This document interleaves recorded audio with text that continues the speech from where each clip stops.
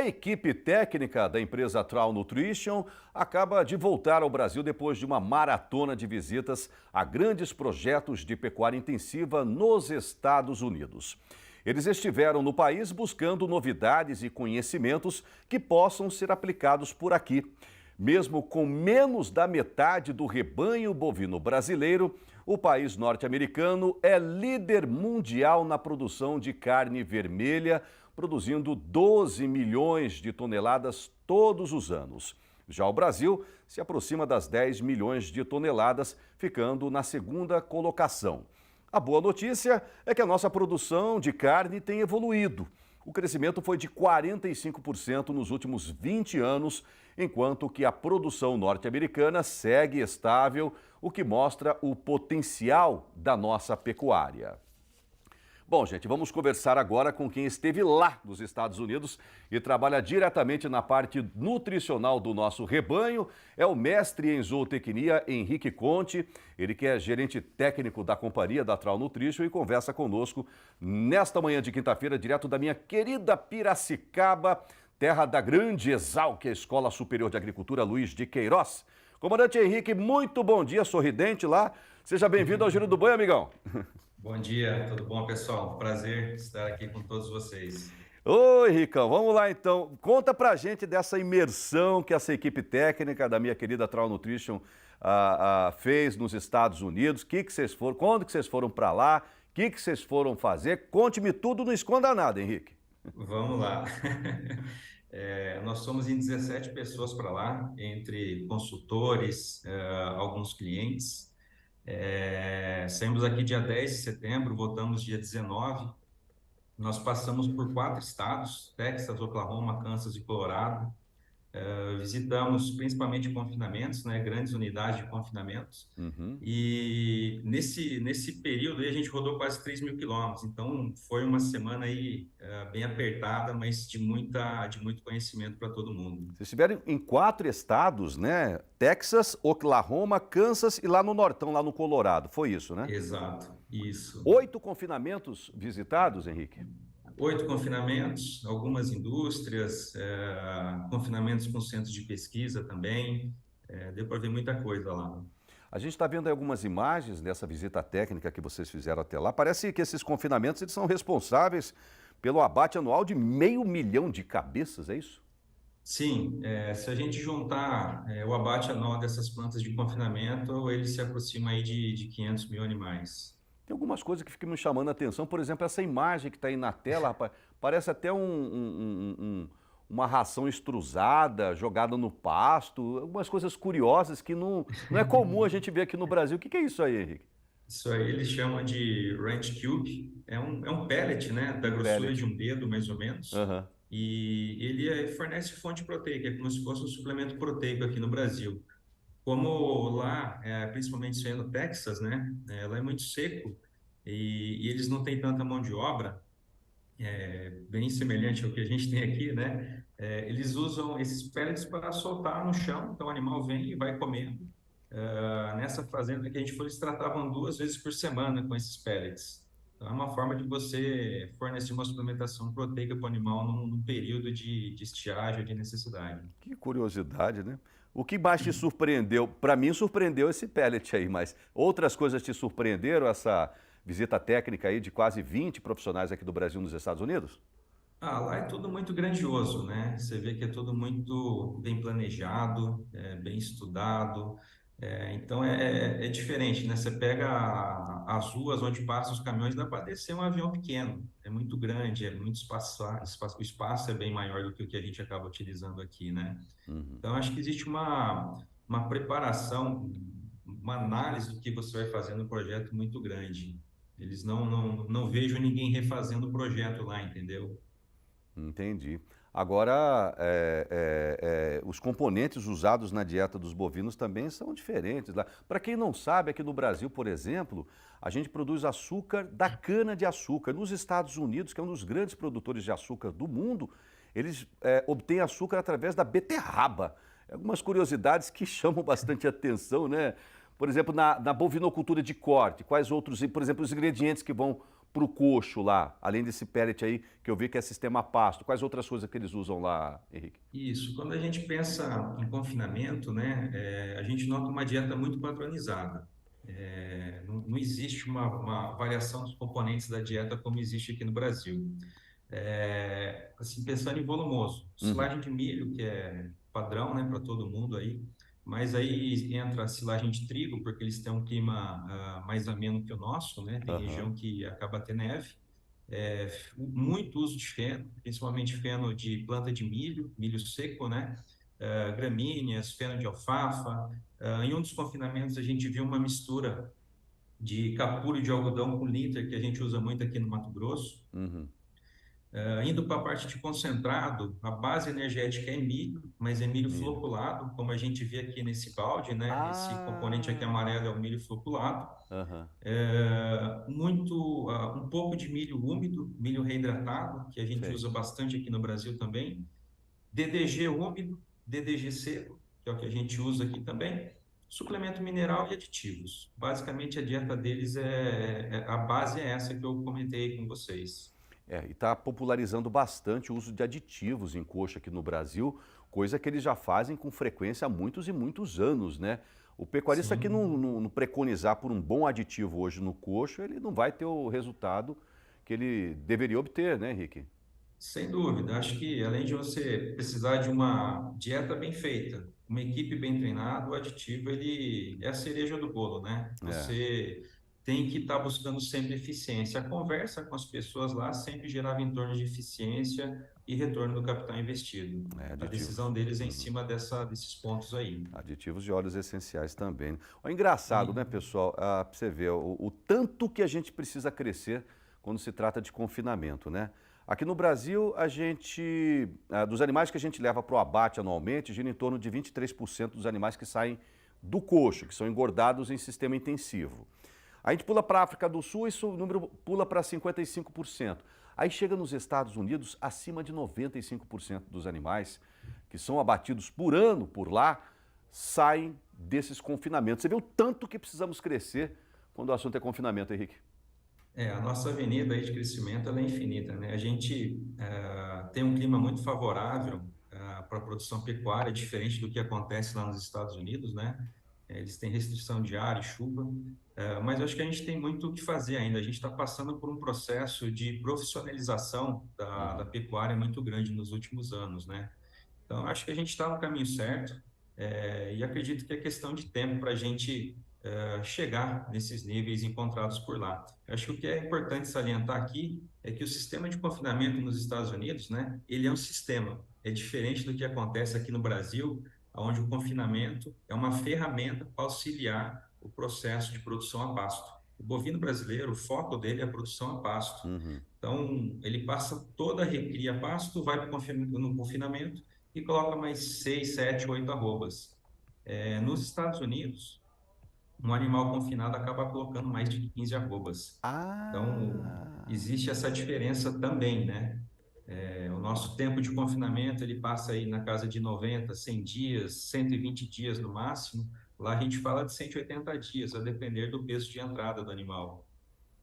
que coisa, hein? Lá no confinamento eles colocam o dobro da quantidade de arrobas do que a gente aqui no Brasil, pessoal. Exato. Engraçado, Henrique, que recentemente eu recebi aqui no estúdio do Giro do Boi o nosso amigo Maurício Veloso, que é presidente da Socom, e engraçado que ele foi enfático. Inclusive foi até o motivo da manchete da minha entrevista com ele, que o grande problema do confinamento brasileiro está justamente na recria a pasto. O pessoal tem penalizado muito garrote e novilha, e quando esses animais, eles chegam muito sentidos para serem engordados. Se esses animais chegarem mais preparados, tiverem uma recria mais intensiva, aí vem aquela conversa dos meus amigos Flávio e Gustavo da APTA, precisamos fazer uma RIP perfeita, que é recria intensiva a pasto, eu acho que a gente colheria muito mais arroba nesses confinamentos, concorda? Aqui no Brasil. Sem dúvida, sem dúvida. O animal que é bem preparado, né, ele já entra meio que pronto para o confinamento. E esse foi um ponto que a gente conversou com vários dos gerentes ou donos dos confinamentos de lá. Essa é uma dor que eles sentem, porque quando eles fazem a recria do animal, por um curto período que seja, mas alguns conseguem fazê-la, dos seus 8 aos 12 meses de idade a pasto, em pasto de inverno, pasto irrigado, eles falam que o desempenho desse animal deles é muito maior. Então, se eles pudessem fazer uma recria de todos os animais a pasto, eles fariam. E aqui no Brasil a gente consegue fazer. Então, essa questão, né? O que eles têm de lá que a gente não tem aqui, o que a gente tem aqui que eles não têm lá, né? Acho que Pois essa é. troca de dor aí é muito interessante. Olha, eu te garanto que se os americanos tivessem o privilégio que a gente tem aqui, né, de ter esse clima maravilhoso, pasto para tudo quanto é lado, eu acho que eles seriam muito mais eficientes do que já são, viu? Agora, vamos fazer um bate-bola agora, um comparativo confinamento Brasil, confinamento Estados Unidos, tá bom, Henrique? Me ajuda aí para o pessoal de casa que está nos assistindo, os milhões de pecuaristas estão nos assistindo nesse exato momento, ficarem mais por dentro. Qual que é o período médio de coxo de um confinamento norte-americano e o brasileiro? Confinamento americano na casa de 180 dias, ganhos 180. de 1,7. Brasil, casa aí de 90, 100 dias, ganho de 1,55, 1,6. A maioria do gado de lá que vai para a coxa é mais gado taurino, né? Aqui para nós é mais zebuíno, né? Perfeito, exato. Lá a gente tem predominância do animal Angus, né? Alguma Uhum. coisa de Hereford, principalmente onde a gente foi, predominava Angus. Mas eles têm um rebanho de animal leiteiro muito grande também. Ah, é? E sim, e a gente notou uma presença massiva aí de holandês com Angus, esse cruzamento, né? Então, aquela fazenda que não precisa fazer tanta matriz leiteira acaba colocando um semi-sexado de Angus. A gente viu animal mestiço holandês, Jersey e Angus, muito animal Angus Wagyu. Então, a gente viu essas misturas, esses cruzamentos lá também. Que coisa, holandês com Angus, né? Porque o Angus é baixotinho, né? O holandês é enorme, né? É. Não dá muito problema de parto isso não? Olha, a gente não chegou a conversar com as fazendas que produzem os bezerros, né? Então a gente Aham. não ouviu esse relato por lá. Eu fico devendo essa informação. Não, mas se a gente jogar o macho Angus em cima da fêmea holandesa, eu acho que Pro- aí não daria. Provavelmente Aí, não tem problema. entendi. Maravilha. Você sabe qual que é a diferença da taxa de desfrute Estados Unidos-Brasil, Henrique? Ó, taxa de desfrute é a quantidade de animal que a gente abate em relação ao nosso estoque, né? Exato. Nos Estados Unidos, ela gira na casa de 39% e 40%. Tá. No Brasil, a gente fala de 20%. Então, se eu pegar um dado que até você já comentou, né, que os Estados Unidos produzem 12 milhões de toneladas de carne e o Brasil 9, então, mesmo os Estados Unidos abatendo menos animal, eles são mais eficientes porque eles têm um peso de carcaça maior. O Henrique, tudo que você fala para mim, lá é tudo dobro. Tudo é o dobro. Aqui eles passam o dobro do tempo no confinamento, eles colocam o dobro de arroba em relação a nós, eles têm o dobro de taxa de desfrute em relação ao Brasil.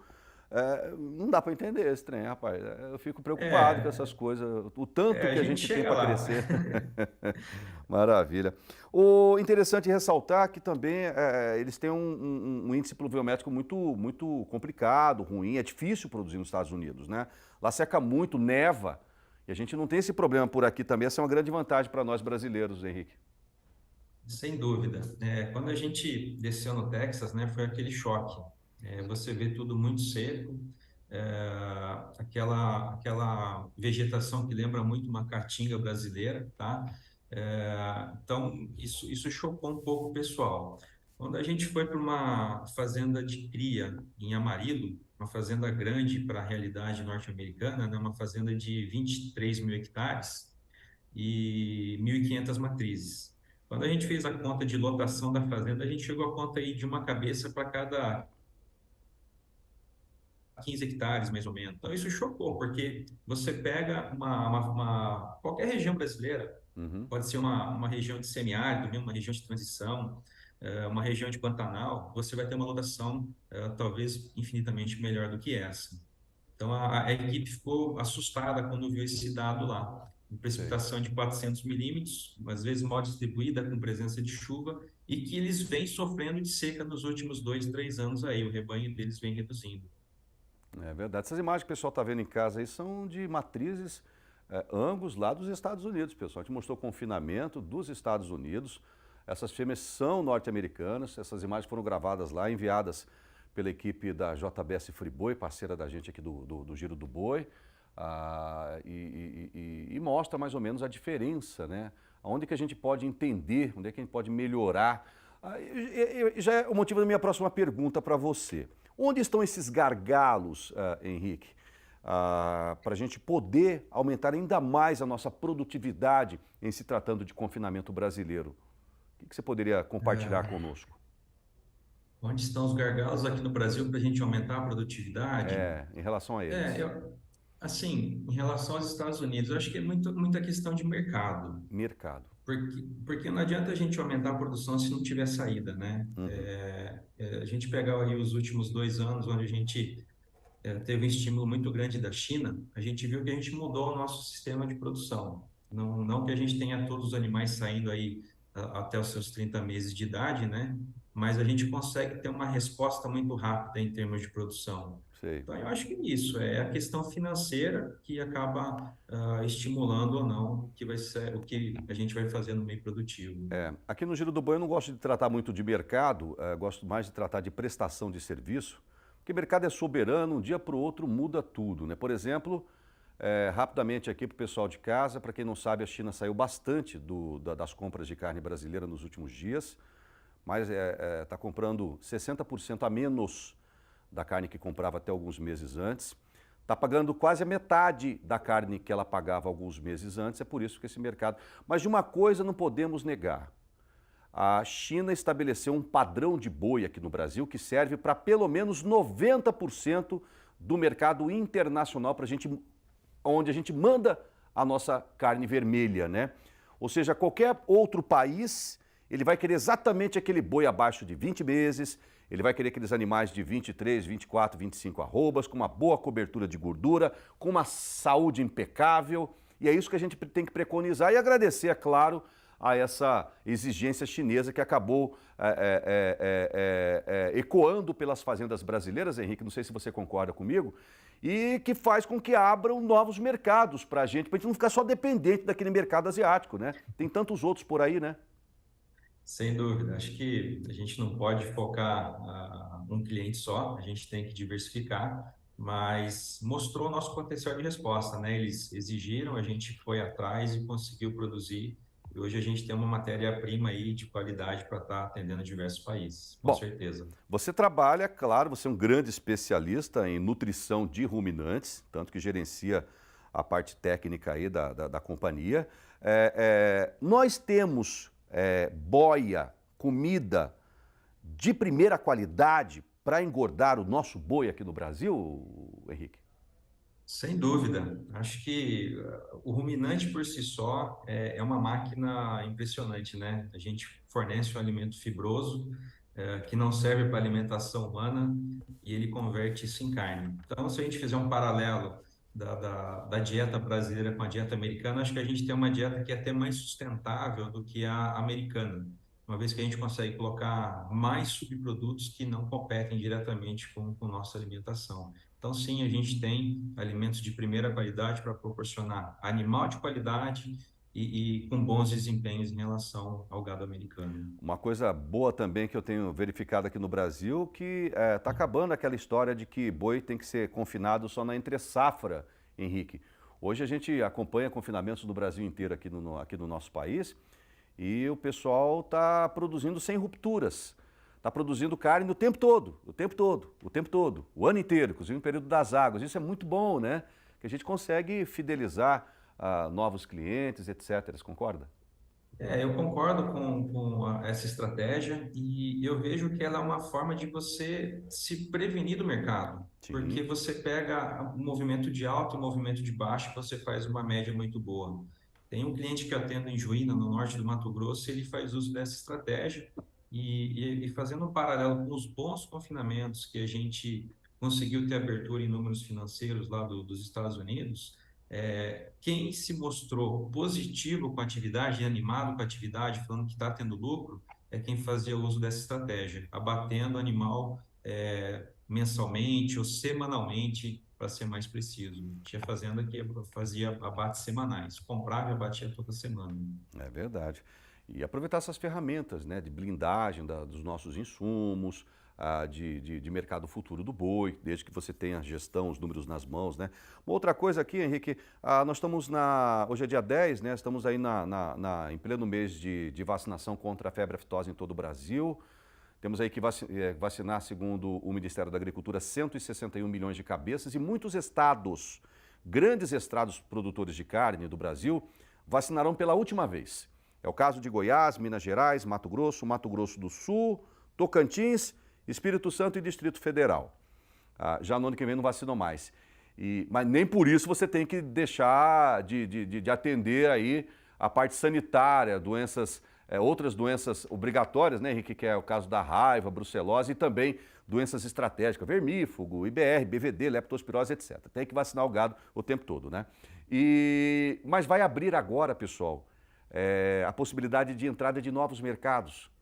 Porque tem países como Japão, Coreia do Sul, Tailândia, que só compram carne de países que não vacinam mais. Então esses estados poderão mandar essa carne para lá. Olha outra oportunidade de ouro que estamos tendo, hein, Henrique?